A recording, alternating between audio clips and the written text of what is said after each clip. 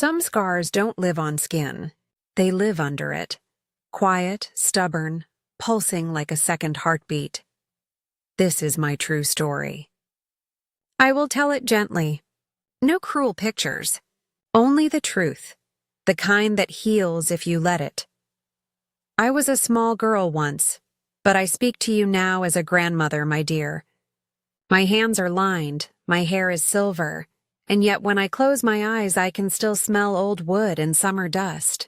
I can still feel how light turns thin in late afternoon, and how silence can be louder than any shout. If you stay with me, you will hear how a fence became more than boards and nails. You will meet a man who did not look away when looking away would have been easier.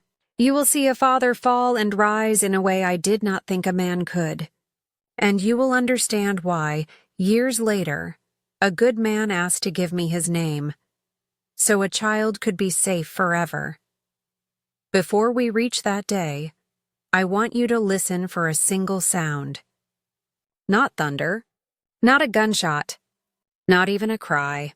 The sound you're about to hear when we arrive there changed my life. It was simple, steady, and it meant I was not alone. I will not rush.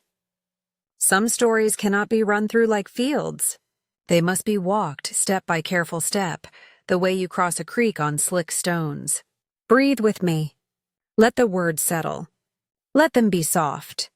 There was a house once, small, plain, a stove that sighed when it warmed, a quilt that smelled faintly of soap and smoke. Light came through lace in the morning and through splinters in the evening. On quiet days, the wind combed the weeds, and the world pretended to be kind. But hurt can live in a house and pass for ordinary. It can sit at a table and call itself supper. It can sleep in the next room and pretend to be rest. It can wear a familiar voice and say it is love. I will not show you the worst. I will only tell you what you need to know. There was grief that soured into anger. There were little ones who needed feeding, and a girl who learned to be older than her years. There was a Sunday sun that did not forgive, and there was a fence. Rough wood, old rope, late light that made long shadows on dry ground. I can still feel the grain under my fingers. I can still taste dust when I remember trying not to cry. If you are listening from anywhere in the world, hear me. A child is not an animal. A heart is not a place to tie your pain. Kindness is not charity. Kindness is rescue. Someone came. Not with a trumpet, not with wings. With a tired horse and work-worn hands, he spoke like a person who knew the land and the weight of silence. He did not make a scene. He made a choice. That was not the end. It was the first small opening in a wall I thought would never crack. Pride would come next. Whispers would come. A door would close and a door would open again. There would be hunger. There would be a long walk. There would be a word that breaks a man and builds a family. I am telling you this because stories like mine get twisted into spectacle. I want you to hear it the way the body remembers it. The scrape of rope. The breath you hold without knowing. The sudden mercy of cool water. The hush after a hard truth. If you carry your own quiet wounds, sit with me. We will not stare at the hurt. We will look at what the hurt could not kill. Hope, stubborn as a weed in cracked soil. We will look at hands that chose to mend. We will look at a promise that left and returned with a key. And when we reach the moment I promised, the day a man asked to give me his name, you will know why I said yes. You will know how safety can be spelled on paper and still feel like a warm hand on your shoulder. You will know that family is not only blood. Family is the one who shows up, again and again, until the storm forgets how to speak. Stay with me. The light is changing. The air is holding its breath. Listen, do you hear it? That steady sound in the distance? It's coming closer. It's almost here. And when it arrives, my dear, everything begins to change. Before the break, life tried to pass for ordinary. There was a small house with a leaning porch, a dented pot that hummed when it boiled, tiny shoes by the door set in a crooked row, a broom with a frayed edge, a quilt that smelled faintly of soap and smoke. Morning began the same way most days. I lit the stove. I fetched water. I split one egg 3 ways and called it breakfast. Little hands tugged my sleeve. "Is there more?" they would ask. "Soon," I would say, and mean I hope. My mother had been gone a while then. I remember her singing over the sink, a tune with no words. After she left this world, the tune stopped, and something in our house stopped with it. Grief is heavy, my dear. When a man has nowhere to set it down, he sets it on the people closest to him. Pain makes people small, and yet love can still reach them. My father was not always hard. There were mornings when he fixed the latch or mended a boot and whistled under his breath. He would look at the field and say, "If rain comes by Thursday, we'll be fine." On those days, I could almost believe it. But the other days came more often. A bottle within reach, a stare that looked through us, words that felt like winter wind. I learned to count time by sounds. The kettle's soft clatter, the rooster at dawn, the far-off mill whistle, and the hush after an argument, how the air goes thin, how children learn to walk quiet. My little ones, 2, then 3, leaned into me the way vines lean toward light. I combed hair, laced shoes, patched elbows, wiped noses. I learned the quick way to turn yesterday's bread into something warm. I learned to keep my voice even. I learned to listen for the door. There was a neighbor widow down the lane, the kind that minds her own business until she can't. She would pause by our fence with a basket on her hip and say, "Morning," and I would say, "Morning," and we both would hear more than the word. Once, when the house had gone too quiet, she tapped the post with her ring and let the sound travel. Just a ring on wood. Still, it meant, "I see you." It meant, "If you need, call out." It mattered. In town, people talk in careful circles. At the store counter, a man might say, "Hard year," and mean 3 different things. At church, a woman might squeeze your hand a little longer than needed. No one asks the question, but everyone knows it by heart. Are you safe? We were not, and yet we were. Because I watched, because I planned, because I learned where to stand. Do you know how a child becomes older than her face? One chore at a time, one secret at a time, one bedtime story told with a smile that doesn't reach the eyes. I made worlds out of nothing for the little ones. Castles from boxes, rivers from blue thread, stars from pinholes in paper held up to the lamp. They laughed. I laughed with them. Laughter can hold a roof steady longer than you'd think. There were gentle things, too. A maple that shaded the yard when the noon light turned sharp. A sparrow that nested above the steps, insistent and brave. The way flower dust floats in a sunbeam like snow no one has to shovel. Even in hard places, beauty argues with the dark, but trouble does not knock. It leans on the doorframe and makes itself at home. It piles up in corners like boots left muddy after a storm. You step around it. You tell yourself you'll clean it later. Later does not come. On the last ordinary morning, the stove took longer to catch. The kindling was damp. The matches were low. My father sat at the table, eyes on nothing, jaw set in a line I had learned to fear. He said the coffee was weak. I said we were almost out. He said nothing then, and I felt the room tilt a little. The way a boat tilts when the wind changes. The neighbor widow passed the fence and did not speak, only touched the post with her ring. Once, twice, 3 times. I nodded without looking up. I kept the little ones busy, shoes to wipe, buttons to sort, spoons to count. Busy hands are steady hearts. I told a small story about a brave girl who built a bridge out of sticks. They liked the part where the river pretended to roar and then forgave us. Clouds moved slow. The rooster crowed again as if he had forgotten he already had. Somewhere far off, a hammer struck metal. Somewhere closer, a bottle rolled and hit a chair leg. If you had walked by our house, you might have said, "Quiet place." You might have admired the quilt on the line. You might have noticed the neat row of tiny shoes. You would not have seen the way my hands shook when I tied an apron string. You would not have heard the way my heart counted the spaces between my father's breaths. I tell you this not to make you ache, but so you will know the truth of it. Before the break, we were a family made of thread and hope and habit. We did not fall because of one loud moment. We frayed, slowly, softly, the way rope wears thin where it rubs the same nail each day. Pain makes people small. Love can still reach them. I believed both things at once. By midday, the sun had sharpened to a blade. Shadows grew narrow. The air felt like a room holding its breath. That was the last hour before everything turned. The fence waited in the heat, quiet as wood can be. And somewhere, farther down the road, a steady sound began to travel toward us. The fence waited in the noon light, quiet as wood can be. It was rough plank and old nails.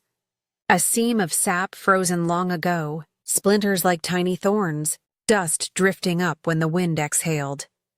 That day began like others, chores, small hands, a thin breakfast. But a mood can turn a room, my dear. It can tilt a whole house with one look. He called my name. Not loud, not kind. Just a sound that meant, "Come now." I wiped my hands on my apron and followed. Bare feet on boards. Sunlight flashing through the doorway. The smell of hot earth and ash. I will not make a spectacle of what happened next. You need only enough to know the truth. There was a man lost in his own storm. There was a girl trying to be useful. There was a fence in the yard, and there was a rope kept for chores. He put the rope where it did not belong. I said, "Please." The word fell and did not land anywhere. I remember the grain of the wood under my palms. I remember a knot the shape of an eye looking back at me. I remember the rope, coarse, the kind that burns skin by just being near it.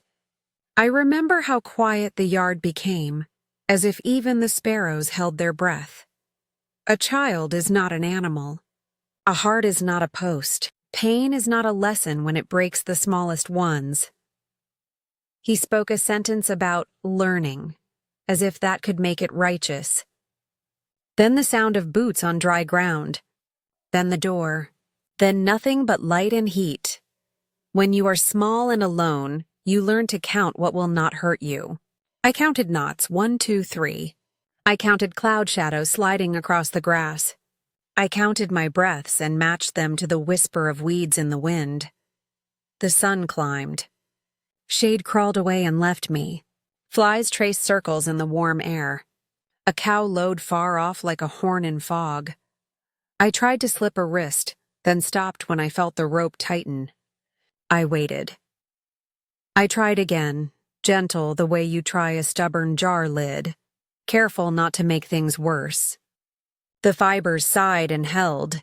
"Is anyone there?" I wanted to call. But a house can swallow a voice and hand it nothing back. I kept my words for the one who could hear anywhere. Just a simple prayer the small kind children make. Please. See me. Time changed shape in the heat. Minutes widened. Thoughts thinned. I noticed a ladybug on the post near my cheek. Red back, tiny feet, busy with her secret chores. I told myself, stay with the ladybug. I told myself, breathe. The rope scratched. Sweat stung. My lips grew dry. I thought of the quilt by the stove, how it smelled of soap and smoke, how its squares made order out of scraps. I pictured laying it over my little ones at night. I pictured mourning, because sometimes survival is as small as imagining a tomorrow and stepping into it one heartbeat at a time. Hours are heavy when you have nothing but them. I watched the line of my own shadow narrow, then lengthen, then split across the uneven ground. I listened for anything that was not the sound of my pulse in my ears. At the fence, you learn things nobody should have to learn. How silence can feel mean. How fear can sit beside you like a person. How the body remembers kindness even when it has none to hold. I thought of my mother's humming, the tune with no words. I tried to borrow it. The melody wobbled, but it lived. I hummed to keep the world from coming apart. No one came to the gate. No ring on the post. No voice saying me and child. Only the sun, steady as a clock that does not care who is underneath it. Then, something different. Not a shout. Not footsteps. A rhythm at the edge of the day, faint as a memory. Soft at first, like a hand tapping a table in another room. Then clearer. A measured beat traveling the dirt road, drawing a thin line through the heat. I closed my eyes to hear it better. It was not thunder. It was not a wagon. It was the careful music of hooves and the creak of leather, and the low hum of a tune a man sings when he thinks no one is listening. I did not know a life could change because a sound decided to arrive. But mine did, my dear. Right there, tied to rough wood in a yard that had run out of shade, I heard a promise coming closer. Listen. Do you hear it now? Steady, nearer, nearer still. The fence stood where it always had. The sun burned as it always would. And yet, with every hoofbeat, the world began, quietly, stubbornly, to turn. Hoofbeats stitched the heat into a rhythm, steady as a heartbeat I could borrow. A rider came into view through the shimmer. At Brimlow, leather reins loose in a hand that looked like it had known work and chosen gentleness anyway. His horse blew a warm breath that smelled of hay and sun. He saw me. He actually saw me. Not the way people glance and slide their eyes away, pretending they have errands that can't wait. He looked and did not look away. He drew the reins and the horse stopped so suddenly a small cloud of dust rose and hung between us like a curtain. He swung down in one easy move. Boot on earth, shadow over heat, close enough that I could see the line where sun had browned his cheek and left a pale crescent under his hat. "What is this?" he said, but not to me. As if the yard itself owed him an answer. I could not find words. My throat was all dust and beating. He came nearer slow so I would not startle like a foal. "I'm here," he said in a voice that matched the horse's breathing. "You're not alone now." He did not tug the rope first. He put his hand between the coarse fibers and my skin, making space where there was none. "Easy," he said, as if the word could be a little shade all by itself. He slipped a small knife from his belt, plain, sharp, clean. No show, no flourish. Just purpose. The rope gave with a tired sound. My arms fell like branches after ice. He caught me before I hit the ground, careful as if I were a parcel marked glass. No grabbing, no hurry, just steady. "Can you stand, little one?" I nodded because I wanted to be brave, and because bravery sometimes is only a nod. He shrugged off his coat, the kind men wear when mornings are cold, and set it over my shoulders like a roof you can carry. Then a tin cup from his saddlebag, water sloshing silver in the light. "Small sips," he said, slow and small. Water touched my tongue and the world turned from paper back into cloth. I did not cry. I was a cup being filled, and that was enough. "A child is not an animal," he said, not loud, not for anyone in particular, as if he were writing the sentence on the air so God and the sparrows could read it. "A heart is not a post." He looked toward the house. Door half open, silence too heavy for a summer day. He did not storm the porch. He did not shout or pound a fist. He made a choice. "Do you have brothers or sisters?" "Yes," I whispered. "Inside?" "In the yard. And in the house sometimes." He nodded as if he were measuring a map in his head, plotting what needed to happen first and what could happen after. "What's your name?" "Lily." "That's a good name," he said. "I'm Harlan. I work on places up and down this road. If you ever need help, you shout. Shout like you're calling a dog in a storm.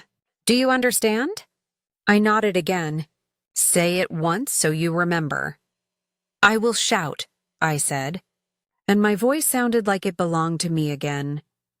He cut the last loop that had held at my wrist, rubbed the numb place with his thumb through the coat fabric so skin would not burn when blood woke up.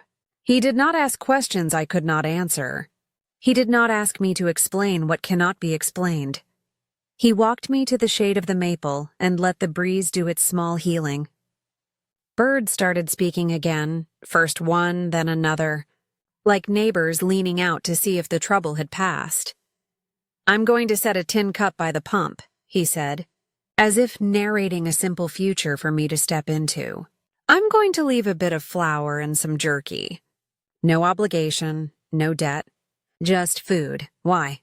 I asked, because it was the only thing my mouth could make. "Because someone should have done it yesterday," he said. "And because doing the right thing late is still right." He looked at the rope on the ground. He coiled it neatly and set it on the fence post, not to keep it close, but so it could be seen for what it was now, a thing that had failed at being power. Then he straightened, and for the first time I saw how tired he was. The kind of tired that comes from carrying other people's burdens a mile past where you meant to stop. "Angels don't always wear wings," my mother used to say in a voice I hadn't heard in so long. "Sometimes they wear dust and leather and carry a plain knife that remembers only mercy." Harlan tipped his hat to me, not like a man to a stranger, but like a neighbor to a person worth respecting. "I'll be near," he said. "If anyone asks, you tell them a man stopped and chose to see. That's all." He helped me to the porch step and waited until my knees understood standing again. The yard looked different from there. Same fence, same sun. But where fear had been, there was now a thin, bright seam you could stitch a life to. He mounted up. The horse turned once as if to check that I was rooted. Dust rose, then settled. Hoofbeats faded into the slow breath of afternoon. You may think this is the ending of a small miracle. It isn't. It is the first candle in a long, dark hall. Light draws eyes. Light draws shadows, too. Pride will come to test what kindness began. There will be words on a porch. There will be a choice asked in the doorway that a child should never have to answer. But for that moment, just that one, the sun felt less cruel, and my name, when I said it to myself, sounded like hope. Pride has a way of walking in like it owns the place. After Harlan cut the rope and left flour and jerky by the pump, the yard felt softer, like evening had arrived early. The little ones ate with the kind of quiet that means real hunger. I washed the tin cup and set it upside down to dry. For the first time in a long time, my hands did not shake. By Sunday, word had traveled the slow way it does in small towns, on boot heels and under breath. My father heard it at the store counter. "A hired hand was seen at your place." Good man, that one. Helping where help was needed. Help can sound like a blessing to some ears and like an insult to others. To my father that week, it sounded like shame. Uncle Richard arrived the next day, hat tipped back, smile that never reached his eyes. He smelled of town, tobacco, and talk. He sat at our table like a judge who had already written his ruling. "I hear you've got a visitor," he said, as if the word itself were dirt. My father stared at a knot in the wood. "A man who thinks your house needs running by someone, not you," Uncle added. He cut a rope that was never his to touch. "He set food on your pump like you can't fill a bucket yourself." My father's jaw went hard. "He meant well," I said too quick. The room turned to look at me. Children learn when to be silent. I folded my voice back up and put it away. "Robert," Uncle said softly, the way a snake moves through grass. "Are you a man or someone who lets strangers mind his business? Today it's Flower. Tomorrow he names your rules. People will talk. They will call it charity. They will say you can't keep your own house. Pride eats the bread it will not allow into the door. It would rather go hungry than say thank you." My father stood and walked to the porch. Uncle followed. I stayed by the sink, washing a plate that was already clean, listening through the open window. "He's making a fool of you," Uncle said. "You don't need any man showing up like he owns the place. Send him away. You say it kindly if you like, but say it." Silence. Then the soft thud of my father's fist on the porch rail. "All right." That evening, the neighbor widow passed our fence. She did not speak. She only tapped her ring against the post. Once, twice. A question without words. I answered it with a nod so small you could miss it. Kindness is simple. It comes with its sleeves rolled. It leaves quiet gifts and no ledger. Pride is loud even when it whispers. It wants witnesses. It wants to look tall, even if it must stand on the backs of the small to do it. Harlan came by 2 days later, the way men do when they keep their word. He brought nothing but himself and the sort of peace that makes birds talk again. He tied his horse to the fence and took off his hat at the porch step. My father met him in the doorway. I stood behind the curtain, small as a pin. The little ones were stones holding their breath. "Afternoon," Harlan said. "Afternoon," my father answered, voice like a door that doesn't quite fit its frame. "I came to check if the pump holds and the rope burn is easing," Harlan said. My father looked past him, out where the road goes thin. "We're fine," he said. "We won't be needing help. A sentence can be a knife even if it is dull. It still cuts." Harlan nodded once, the kind of nod that means he heard more than the words.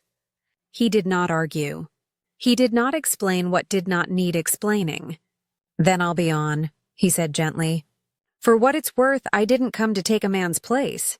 I came because a child should not be left alone in the heat."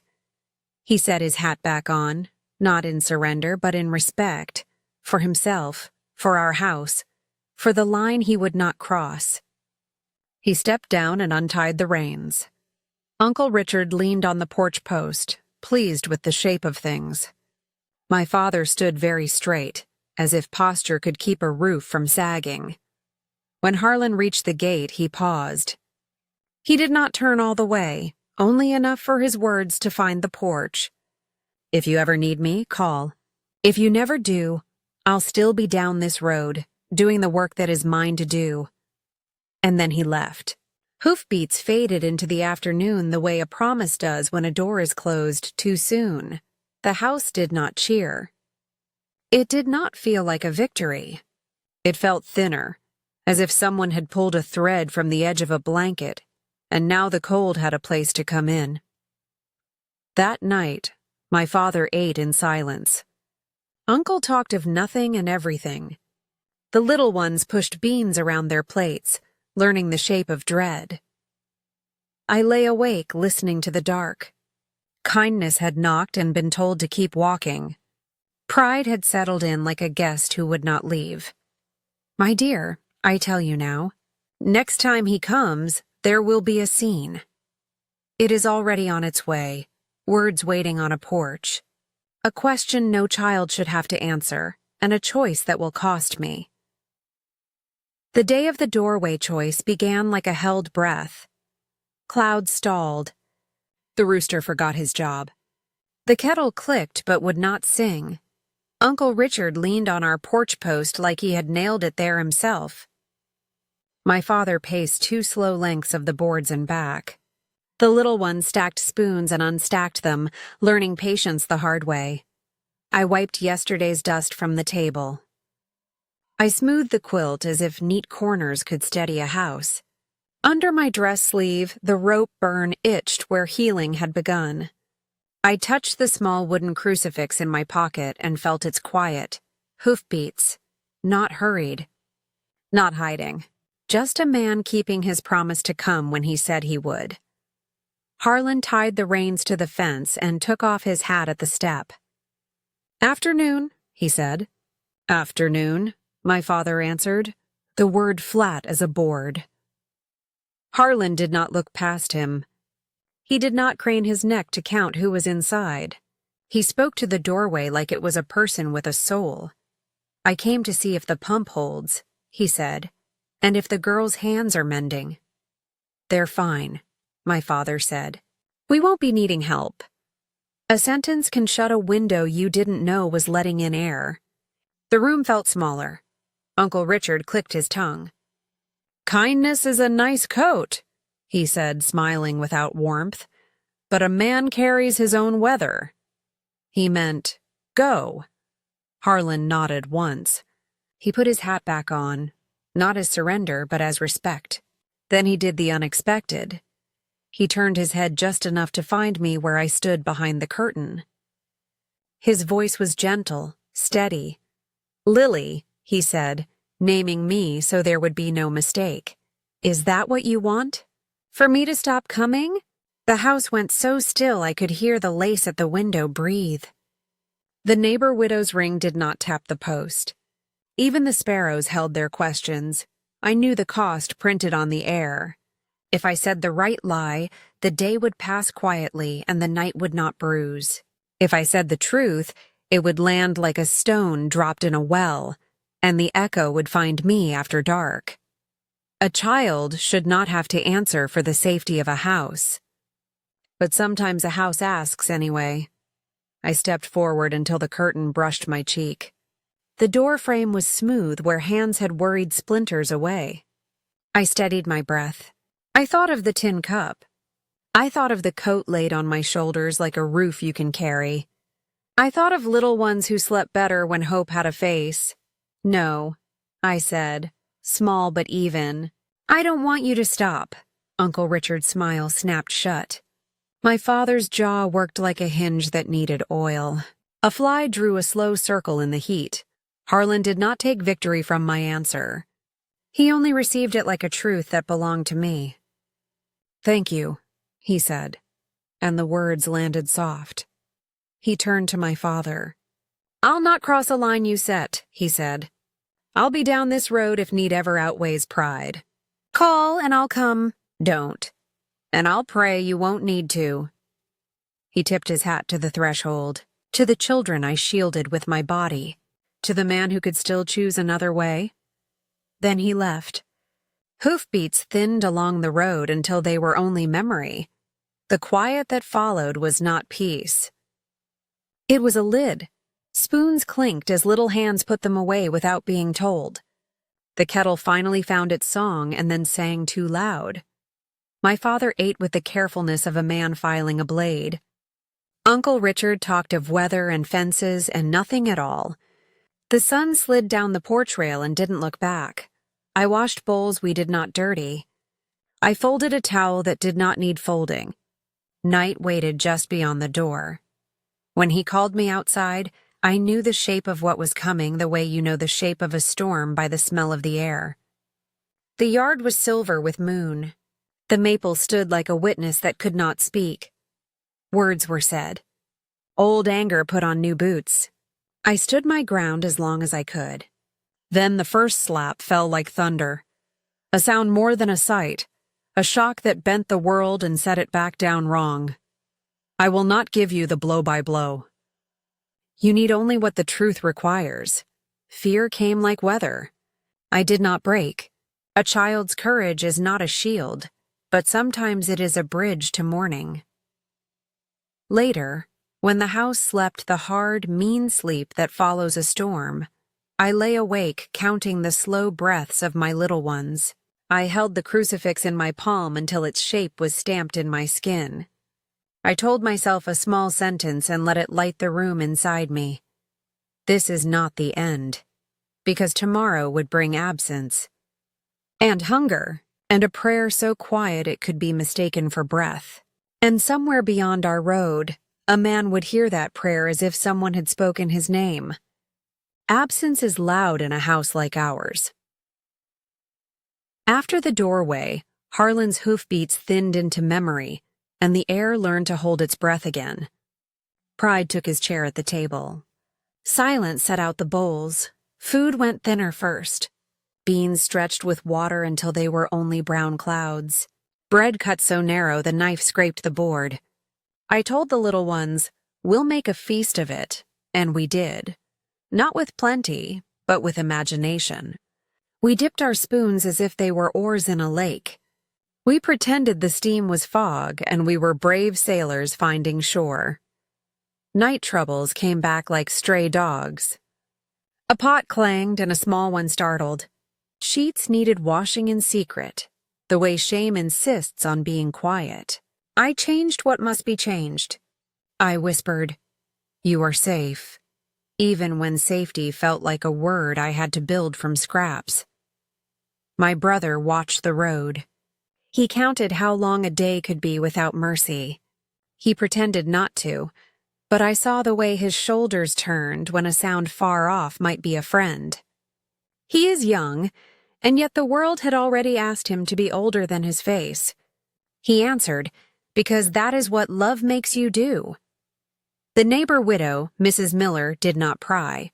She carried a basket past our fence and let her ring speak for her. 1 tap for "I see," 2 for "I'm near," 3 for "Call if you must." I nodded back with the smallest tilt of my chin.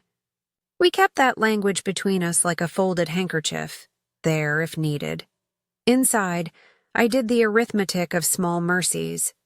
1 egg means 3 good bites each. A heel of bread means toast can pretend to be cake if you sprinkle sugar like snow. Hope is a thrifty cook. It makes a meal out of almost nothing and calls it enough to get to morning. My father moved through rooms like weather. Some days gray, some days clear, some days a squall that made us stand very still and wait for it to pass. He tried, and then he didn't, and then he tried again. Grief is a tide. You think it has gone out for good and it returns, filling all the low places. I carried a small wooden crucifix in my pocket. It had the warmth of my palm and the polish of worry. When fear rose, I pressed it and said a sentence barely louder than breath. See us, see us, see us. Morning chores kept their shape. Water from the pump, stove coaxed into flame, shirt scrubbed on the board until my knuckles turned red as winter berries. Work is its own kind of prayer. It says, "I will hold the pieces in place until help comes." But hunger teaches a different lesson. Time has bones. You feel every rib of it. One afternoon I found my brother by the fence counting to 100 and back again. "What are you doing?" I asked. "Practicing," he said. "For what?" "For going far," he answered and did not look at me. I put my hand on his shoulder, the way you touch a door you know is thinking of opening. Word travels the back road like a leaf in ditches, slow and secret. It arrived in a peddler's sentence, casual as a price for nails. "Man up north took a bad turn at the logging camp," he said, weighing a spool of thread. Chain snapped. Leg crushed. An old trapper's keeping him alive. Good fella, folks say. Name might be Harlan. The room leaned.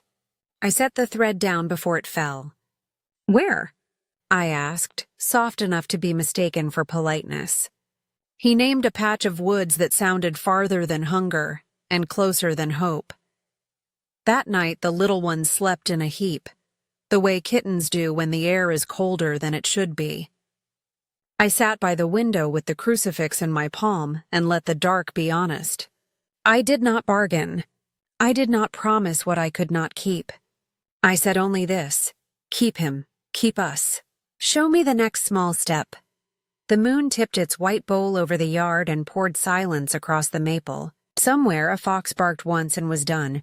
My brother, on his straw tick, lay with his eyes open and his jaw set. He was measuring distance the way boys do who have decided something they will not say until morning. Absence had been teaching us how to starve without breaking. Hunger had been teaching us how to count without hope slipping through our fingers. Prayer, quiet as breath, had been teaching us how to hold still until the way appears. And in the gray hour before the rooster remembered his duty, a new sound would rise on our road. Not hoofbeats this time, but small feet taking big steps, heading north toward rumor and pain and the one person who had not looked away. Stay with me, my dear. The next chapter belongs to a child's feet and a long, unlikely distance that love will make possible.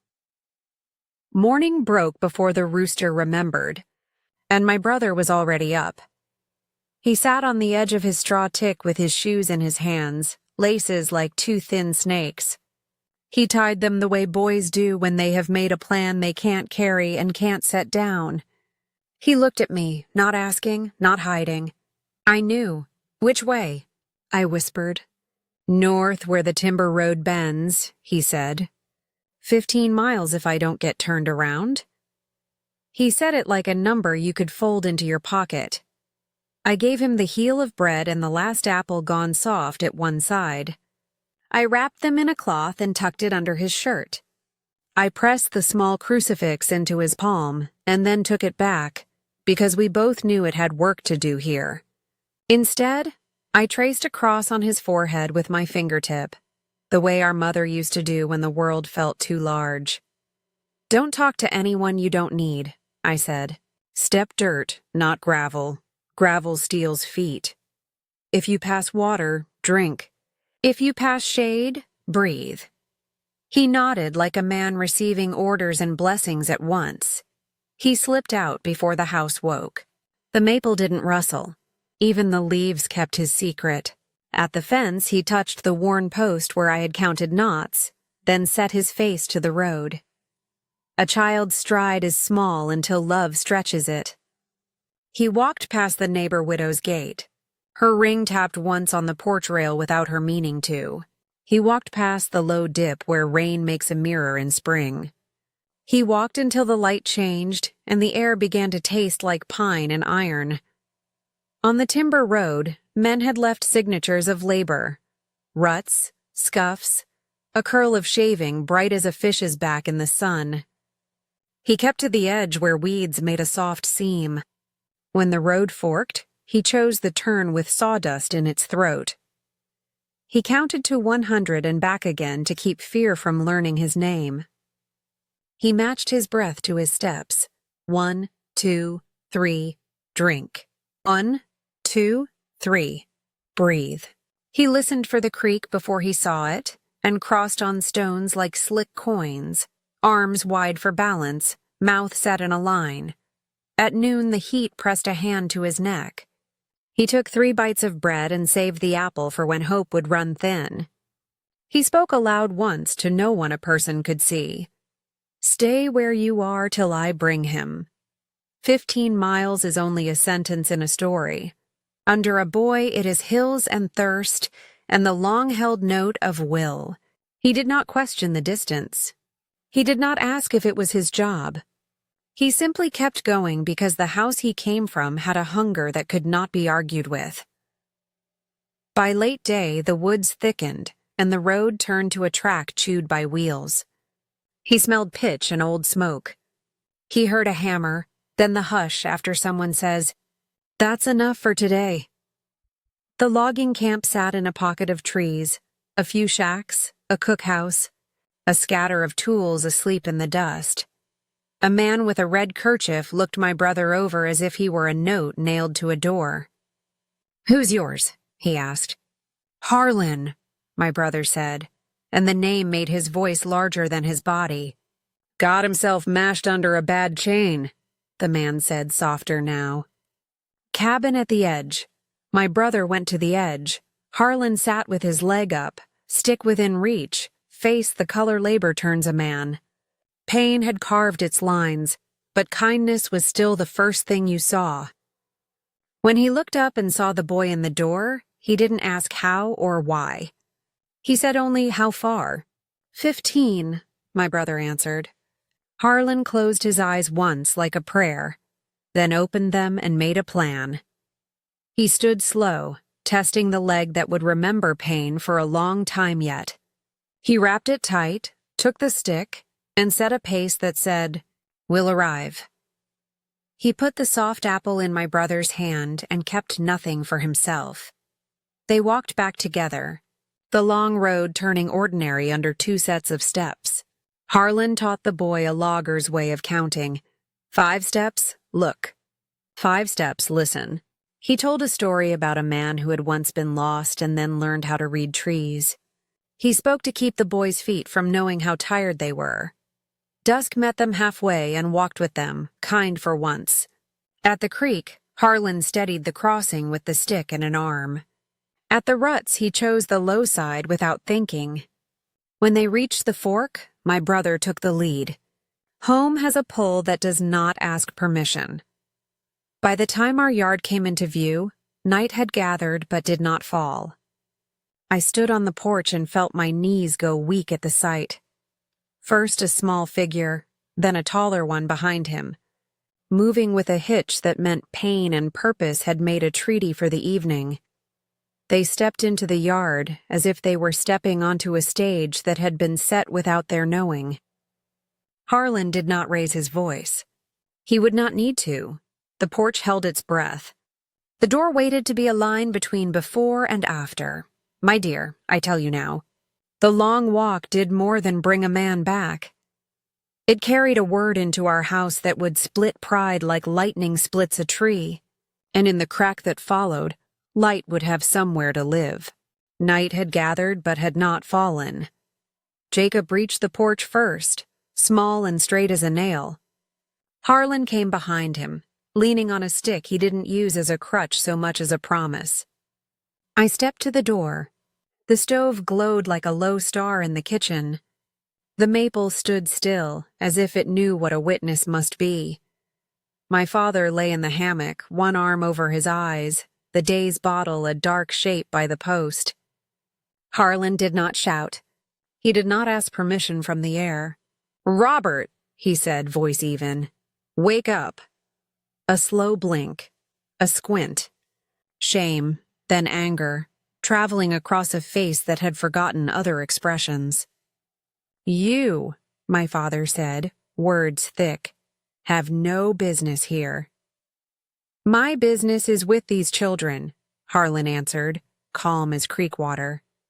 "A boy walked 15 miles because hunger follows him like a dog. I came because he asked. That is my business." My father's gaze slid to Jacob. "You ran to him," he said, rising, the old heat lighting in his eyes. "You told him our troubles." Jacob tried to speak and couldn't. I moved without thinking, the way a hand moves to catch a cup before it breaks. "Leave him be," I said. My voice was steady. My knees were not. My father's hand found a plank from the kindling box.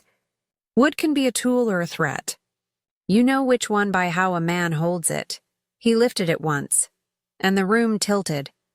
The plank came down like weather breaking, a sound more than a sight, and the world bent under it. I staggered, breath gone loose. Harlan moved then, faster than a man with pain in his leg should move.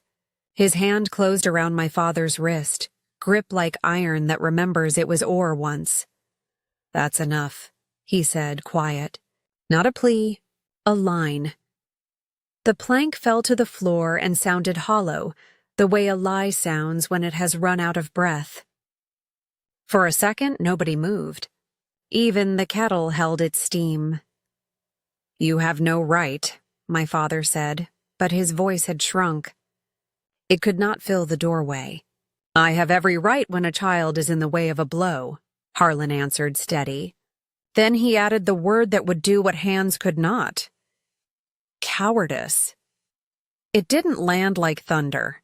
It landed like truth. A clean cut through knots pride had tied. A man can be disarmed of a plank. What does he do when his pride is taken from his hand? My father swayed as if the ground had shifted an inch to the left. He set his palm on the table as though testing whether wood could still hold weight. His jaw worked and then failed. A sound came out of him. Not rage, not the laugh he used like a shield. A deep, rough sob from some place he hadn't let himself visit. He sat, he covered his face. "I've ruined everything," he said into his hands. "I've ruined my own children." Harlan did not gloat. He did not turn the knife of victory. He limped forward one small step and set his hand on my father's shoulder. The gesture was not pity. It was a bridge. "You haven't ruined anything that cannot be mended," he said. "But you have to want it mended. You have to say the bottle is not your master. You have to choose help when help stands in your yard." The house let out the breath it had been saving. Jacob slid close to me, and I steadied him with the edge of my sleeve. Sophie's eyes shone from the doorway. Noah clutched a spoon like a talisman. I felt the small crucifix warm in my pocket and pressed it until its shape marked my palm. Outside, a ring tapped the neighbor's post, once, like a prayer someone else was willing to speak for us. The kettle began to murmur as if the room could finally hold a simple sound. My father lowered his hands. He looked at Harlan, then at us, one by one, the way a man counts what might yet be saved. "I don't know how," he said, empty and honest. Harlan nodded. "That's a start," he answered. "Not knowing how is the first honest thing a man can say. Tomorrow we will find the second."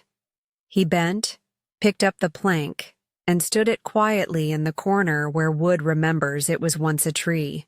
Then he looked at me. "You're hurt?" "I'll be all right," I said, and found the truth of it waiting in my mouth. Harlan turned back to my father.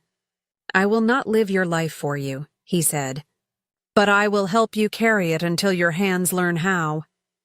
The maple leaves rustled once, as if the night had agreed. My dear, that was the hinge. Not the grip, not the word alone, not even the sob, but the three together. A hand that stopped harm, a truth that named the rot, and a man who chose to sit rather than stand taller on someone small. In the next days, light would enter where pride had split. Work would be offered. Rules would be written in our house like commandments spoken soft. But that evening, there was only the quiet after a storm and the sound of water finally boiling, ready to be poured into cups we could hold. Healing did not arrive with trumpets. It came in small chores and steady hands. After the night of the plank and the word that split pride, the house learned a new sound. Quiet that wasn't fear. My father sat at the table in the morning, sober as daylight, and said, "I'm sorry," and then, "What needs doing?" He meant it. Meaning is a kind of work. Harlan spoke to him like a man and not a warning. "There's an orchard outside town," he said. "Old trees, good fruit. They need hands that show up. I'll put in a word." My father nodded, the way a man nods when a rope has been cut and he is not sure how to stand yet. First week, his steps were heavy. Second week, they learned the rouse. By the third, he talked about pruning like a map. Dead wood out, new growth given room, ladders placed where they would not slip. He came home smelling of leaves and sap. He slept hard and did not shout in sleep. We counted different now. Not the hours until the bottle. We counted coins in a jar with a blue thread tied around its neck, market money and egg money and orchard pay. We counted apples, the kind that bruise if you drop them and the kind that keep sweet in a cool corner till Christmas. Sundays grew gentle. We'd sweep the porch, set out the basin, brush little shoes until they shone like new pennies. My father told a story from his boyhood when the river froze so hard a wagon crossed it. Jacob laughed out loud. Sophie's eyes found the sky. Noah fell asleep on a quilt I had mended twice. Mrs. Miller, the widow down the lane, came by with a basket on her hip and a question tucked in it. "I hear you make the neatest stitches," she said. eye warm but not prying. I sell embroidery in town. Eyes aren't what they were. Would you help me finish a few pieces? I said yes before my good sense could be shy. In her small room by the window, I learned the names of patients. Running stitch, backstitch, satin stitch, French knot that looks like a berry if you do it right. Embroidery without love comes out crooked, she told me, tapping my wrist when my hurry showed. The hands follow the heart. Make your heart quiet first. I brought home tea towels that looked like fields, tiny flowers marching in rows, and pillowcases where vines climbed in green loops.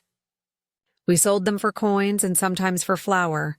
Sophie sat beside me with her tongue between her teeth, copying clumsy roses that were still roses because she made them. Jacob told stories while we worked, brave queens and bridges made from sticks, and the thread didn't tangle when he spoke. My father watched us in the evening and did a strange thing. He asked to learn a stitch. Just one. Straight as a fence line, he said, squinting, shoulders bent low over linen. He pricked his thumb and didn't swear. He laughed. It sounded new and old at the same time. Harlan came by less often, and when he did, he leaned on a stick he hated to knead. Pain had made a house in his leg. He set down a small sack, flour, a bit of jerky, and set down news too. I've got to go to the city, he told me under the maple where the wind knows how to listen. Doctor, then work. Learn a trade I can bring back. I won't be far in my heart, but the road will be long for a while. The word away made my stomach drop like a bucket into a well. He saw it. He put a coin into Jacob's hand, a logger's token, and a spool of blue thread into mine. For mending kinds of things, he said. To remind you the straight line is not the only line that holds. Will you come back? I asked, because children ask the exact question adults try to soften. I will, he said, plain as bread. When I do, I'll bring more than food. I'll bring away. He tipped his hat to the porch where my father stood, to Mrs. Miller's basket, to the coin jar with the thread. Keep going, he told the whole house. Prune what hurts. Water what helps. Light finds its way through good cuts. He rode out slow so the dust would not chase us. We watched until the road took him and gave us only quiet. But it was not the old quiet. It was the kind that lets stitches lie flat and apples sweeten on the shelf. My dear, healing looks like this more often than not. Not miracles, but habits. Not thunder, but hands. We were not finished. We were beginning, and somewhere beyond our rows and our hoops, a man was learning how to build doors and tables, and how to return with both a promise and the means to keep it. He came back on a bright afternoon when the light made everything honest. I heard hooves first, steady, confident, not the careful pace of a man hiding pain. When I stepped to the door, he was there in the road, hat in hand, smile that reached his eyes. No limp, no stick. Just Harlan, whole. I ran before I remembered to walk. He caught me the way a strong branch catches a storm bird, gentle, certain. You came, I said. I promised, he answered. Up close he smelled of wood shavings and clean soap. His hands had new nicks, the kind carpenters carry like a map. I learned a trade, he said, laughing soft. Doors that swing true, tables that don't rock, work that feeds a house. We walked the path to our porch like people who knew it in our bones. Jacob stood taller than before. Sophie's braids swung like little bells. Noah hid behind my skirt and peeked with both eyes. My father stepped out slowly, wiping his palms on his trousers as if to steady them. Harlan, he said, and there was no pride in it, only gratitude that had learned to speak. Harlan, I repeated, holding the moment in my mouth so it wouldn't slip away. He set a small bundle on our table and opened it. A ring of keys, a folded deed, papers with careful writing, a school flyer. I bought a little place in town, he said. 3 rooms and a yard with a well. Close to church. Close to a school that takes girls. Close to a shop with more orders than I can fill alone. He turned to my father. Robert, I need a partner, he said. I can teach what I know. You can teach what work looks like when a man shows up. We'll make it honest and even. My father's mouth trembled and found a yes. Then Harlan looked at me and the little ones. I am not here to replace, he said, eyes steady on my father's face. I am here to stand beside. With your blessing, I'd like to be named guardian on paper, the way I already am in my heart, so these children are protected no matter what tomorrow brings. The room held a breath. Wind touched the maple and let it go. My father's eyes shone in a way I had not seen since before grief learned our address. It would be an honor, he said, voice rough with truth. The greatest one I could give. Harlan slid the papers forward, not as a claim but as shelter. He set the keys down like promises that make a sound when they land. School for all, he added, smiling toward Jacob and Sophie. Work for your hands, Lily. Bring your embroidery to the shop. Beauty belongs where bread is made. I touched the small crucifix in my pocket and felt its warmth spread to my fingers. The fence outside was only wood again. The house was a house, not a storm. My dear, some promises leave and return carrying more than words.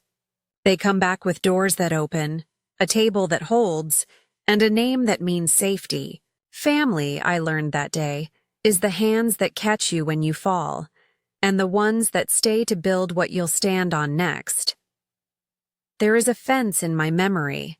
Once it was a post for pain. Now it is only wood. I pass it in my mind the way you pass a grave you have already cried at. With respect, with distance, with a thankful heart that learned how to keep walking. Under the maple, the light is different now. It falls like a blessing and not a threat. The yard holds only ordinary sounds. Water in a basin, laughter that does not flinch, a kettle that sings without warning anyone. Harlan kept his word. Keys clicked like small bells in a new house. Doors swung true. A table held bread and elbows and stories. School lessons came home in chalk dust and pride. Work honest enough to sleep on replaced the old dark that never let us rest.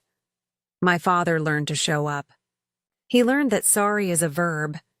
He learned that a bottle cannot love you back, but a child can, if you make it safe to try again. We did not pretend nothing happened. Forgiveness is not forgetting. It is remembering with the sharp edges turned down so no one bleeds when you touch it. Mrs. Miller's stitches still live in my hands. I mend what tears. I teach what I was taught. The hands follow the heart. Make your heart quiet first. I kept the small wooden crucifix. Its shape is pressed into my palm even when I'm not holding it. It reminds me that help sometimes travels the long way, that angels can wear dust and carry a plain knife that remembers only mercy, that prayers whispered like breath are heard as clearly as bells. What is love for? It is for telling the truth when lies are easier. It is for drawing a circle wide enough to stand inside it together. It is for keeping children warm while the grown-ups learn new weather. It is for leaving the door unlocked for the one who returns changed, and locked against the harm that should never return. It is for building, stitch by stitch, board by board, until the house inside you matches the house you live in. If this story set a light in some quiet room of you, stay with me, my dear. There are more true stories told gently here. Subscribe so you don't miss the endings that heal. And tell me one thing in the comments. Who showed you a kindness that changed your life? I used to believe scars had the last word. Now I know better. Love speaks softer and wins. Truth stitches families.